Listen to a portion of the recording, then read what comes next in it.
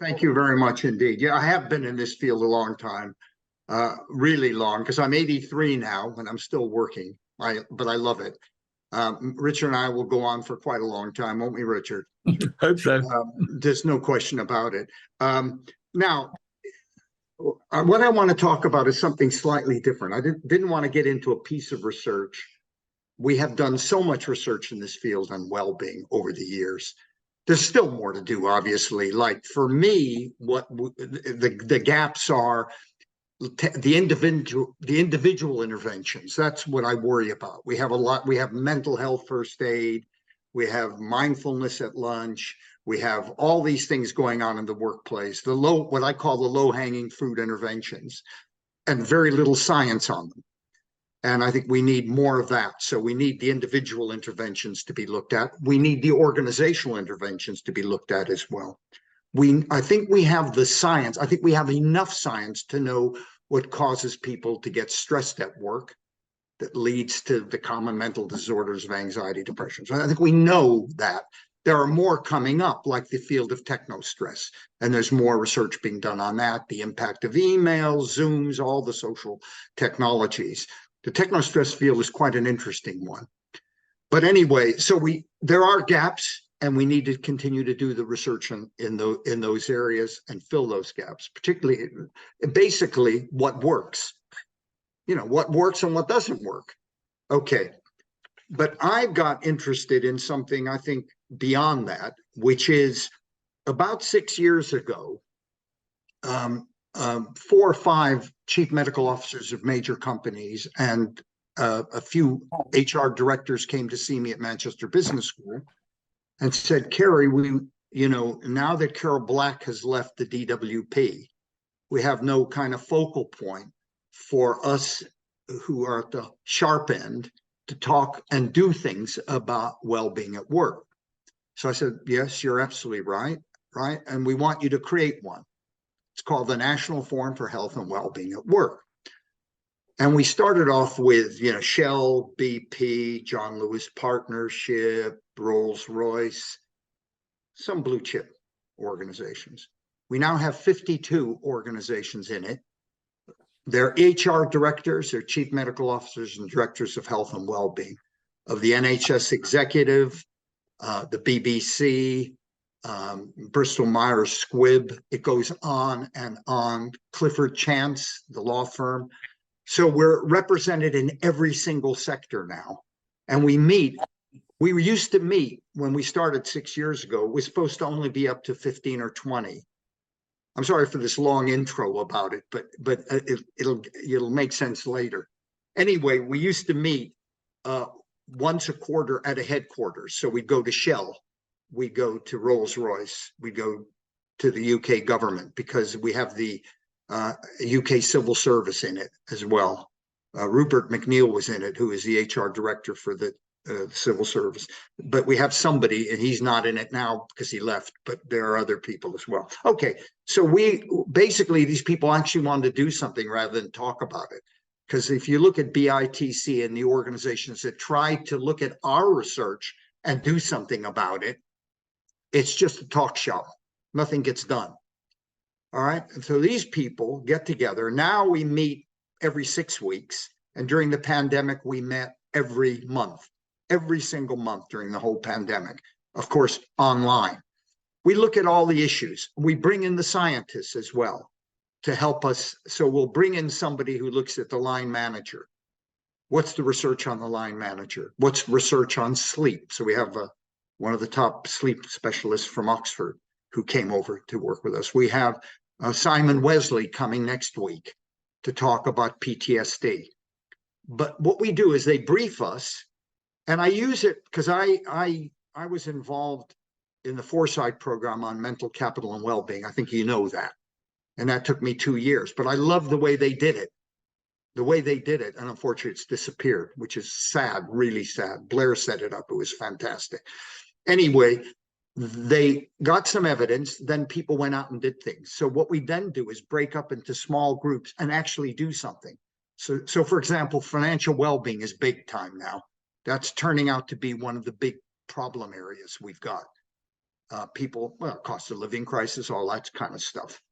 So we got Barclays Bank an HR senior person there, chaired it, and 7 other people from different organizations who are members of the forum joined in, and they produced a report, and it went global. It went online. This is what a company should do about financial well-being, right? And not a company, an organization, because we have the public sector in as well as the private sector. We even have the third sector in, because Cancer Research UK is a member of the National Forum as well, representing the whole of that. Okay, now, so that's the intro to that. So what we are now talking about, and I think is really important for us, we've got a lot of science out there, but like Richard, because Richard has gone to the sharp end and trying to do something about what we know. How do we help people out there? How do we help organizations? So for me, what the next step in the well-being arena, we're still doing the research, we'll do more, there'll be more things that come up, more issues that we want to take a look at. But what does strategic well-being mean from an organizational perspective? Okay, so we ran a conference at BT a year ago with the chief medical officer at BP, who's a member of the forum. And the object of that, a small group came up and said, what we need metrics for the organization to know whether they're successful or not in their interventions and their whole approach to well-being, right? So we had a team that came up. It was a first draft because we're redoing it now, because I didn't think it was, I think we needed to enhance it. We had a first draft last year, a first go at, and by the way, that was Richard Herron. I think a number of you know Richard. Richard was Chief Medical Officer, Vice President of BP. So Richard chaired that group, and a group of 8, 9 people came up with metrics that an organization could develop and look at every year, i.e. their board should look at it every year. All right. And the metrics were subjective metrics like job satisfaction levels, your perception of your line manager, and more objective measures like sickness absence data, turnover data in particular, labor turnover, because a lot of organizations are interested in that. So what we got is subjective and objective measures that an organization could collect and should collect. Remember, not a lot of organizations now have directors of health and well-being. Almost every one of the organizations in my national forum have that. That person usually reports to HR or occupational health, to the director of occupational health, or to health and safety, or in some cases, like with MACE, reports directly to the CEO. There are a number of companies that do that, which I think is really good because that really highlights the importance of this as an issue. Okay, so we then went from there and started to think about, we have all this research. Now, how do we change things? How do we improve? How do we prevent ultimately and target our interventions in organizations? So the metrics, we're doing stage 2 of the metrics. We're refining it now, and that will be published. So we do everything we do, we publish. So financial well-being, we published. It was on every HR platform you can imagine. It was on CIPD's platform and so on their thing. So then we had another group came up with, what do we do? How do we do the structure to enable it to happen? And one of the things I said is, when we look at gender pay gap, why has that gone down? Why is that narrowed? It's narrowed because it became a board issue. It narrowed because companies and organizations now have to report their gender pay gap every year, right? So guess what? The board looks at it and says, hey, we're not making any progress, still a 19% difference, right? So HR, Janet, Fred, whoever you are, why? Get moving, get this done. You know, we're looking bad. This is going out. You know, it's visible. It's out there. So we decided to take a similar strategy. So What we are now thinking about, the National Forum, and I think it's really very helpful, is we have all this data. How do we change things in the workplace? So we think that here's what should happen. And I'd like to get your opinions on this, actually. That's why it's helpful. It's not me just presenting to you. I want to see what you think about this as well. We think if we're going to make real progress to change the culture of organizations and enhance well-being at work, we need, number one, a non-executive director on the board of every organization in the private and public sector. Now, guess what? There is one organization that already has it. Do you know what that organization is? Anybody hands up? Nobody knows. NHS. Every trust has a non-executive director on its board now responsible for employee health and well-being. Every one of them. Okay? Isn't it an irony of all organizations? Not the private bloody sector, but the public sector and the NHS. So they have a first there. By the way, the NHS executive is on my national forum. All right? Okay, so we think we need a non-executive director. And by the way, we have 52 companies here. Microsoft, Rolls-Royce, all these companies are involved. And we're now going to frame this and ultimately come out what we think is really good practice in terms of strategic well-being, organizational well-being. So we have now an executive director. Most of these companies and many others, we have another issue with SMEs, but let's leave that off to the side for a minute. All right. Almost all these companies now have a director of health and well-being. Even my university has a director of health and well-being, reports to the HR director. Right. It took me 8 years to get bloody Manchester Business School to do that. Not Manchester Business School, to get the University of Manchester to do it. All right. Before it was having what we all have, which is the well-being day.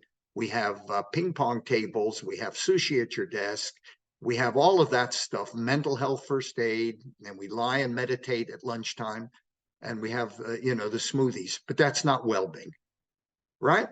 And so we have to make this strategic now.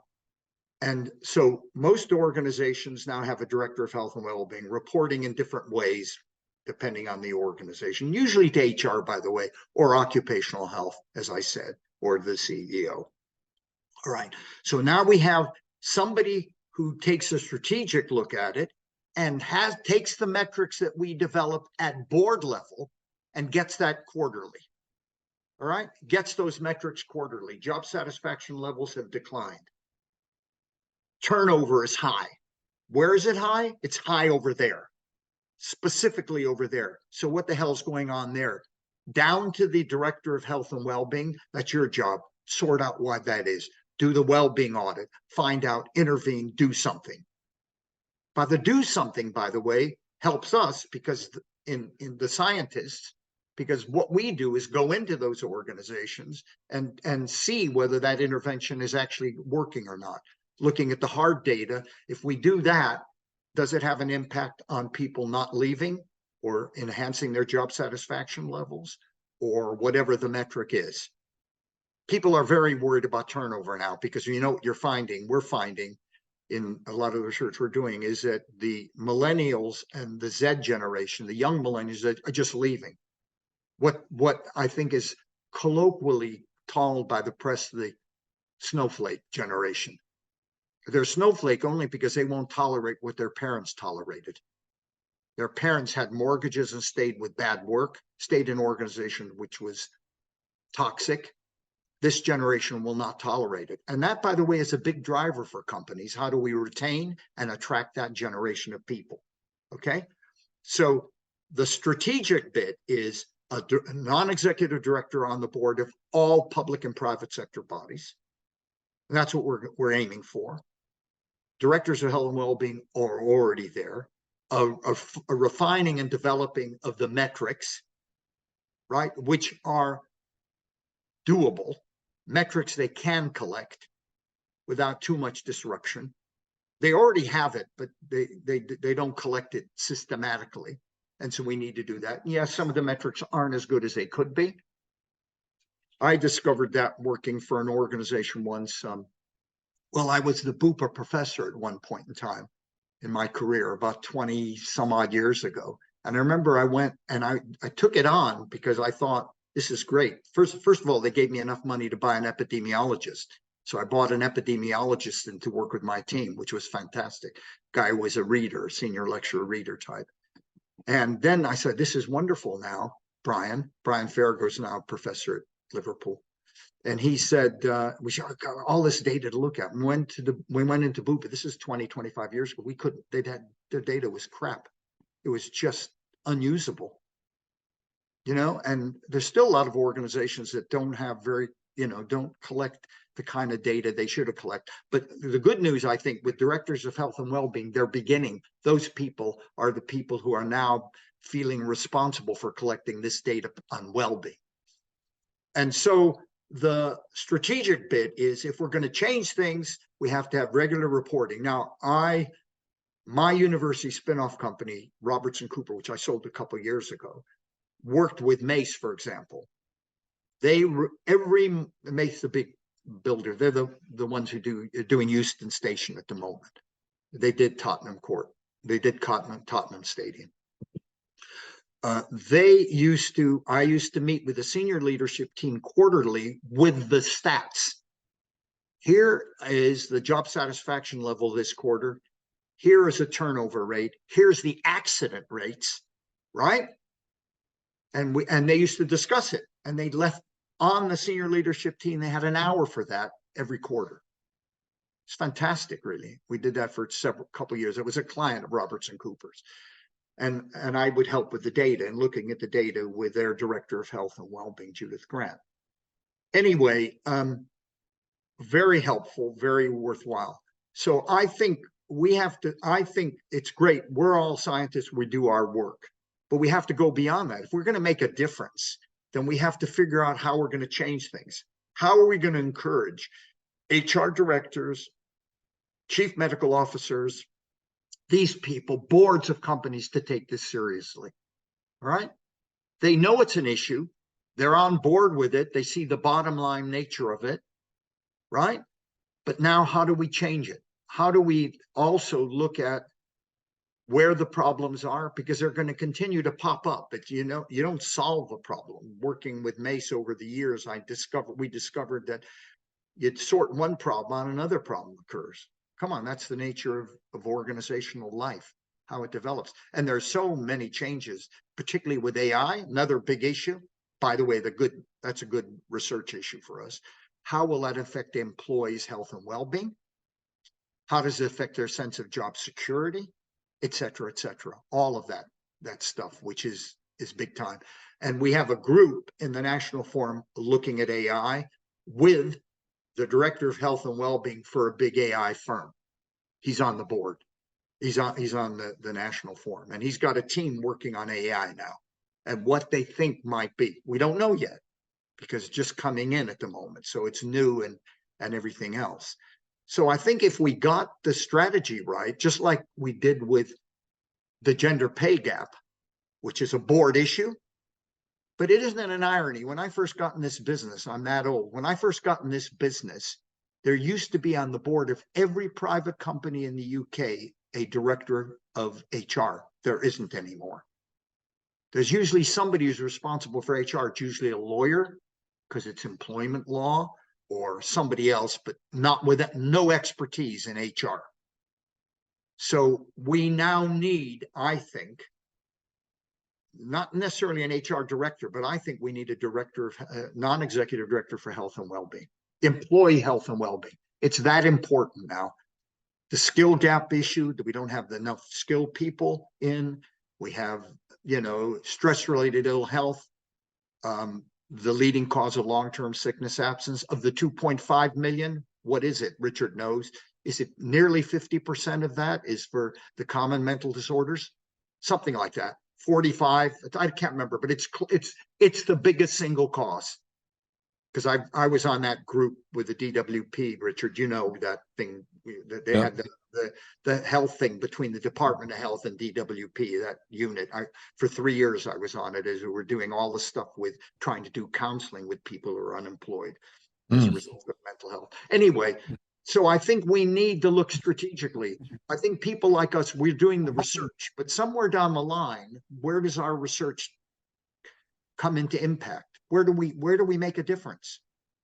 And if we're going to change organizations and get them to think about this seriously and take it seriously, then, you know, rather than the marketing director on the board talking about, you know, their strategy for marketing and where their sales are going on, what about employee health and well-being? That's fundamental to their business. But, you know, they continually say the most valuable resource we have is our human resource. Well, bloody do something about it. And I think we need a structure. And I think we're getting to, the National Forum is going to develop the structure. We're sufficiently well known now in government and elsewhere. And I have to wait till this government disappears in the long grass forever, but just disappears.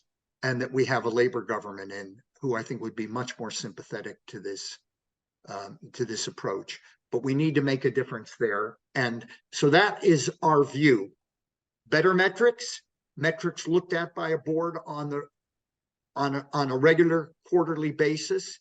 Then it goes down to the director of health and well-being to do something about what they find. Then the interventions. Then people like us go in and do research on the interventions. Yes, it's not neat. As an economist, fine, you can muck around with data a lot easier than you can when you're an organizational health psychologist like me, where you're going in to do interventions. Most of my PhDs are now interventions. I had one that did, one of them, Lena Siegel, who actually runs the National Forum as a PhD student. She ran it one day a week. She's a German girl, just got her PhD 2 weeks ago. She did email interventions in a big government department that was a member of the National Forum and in Rolls-Royce.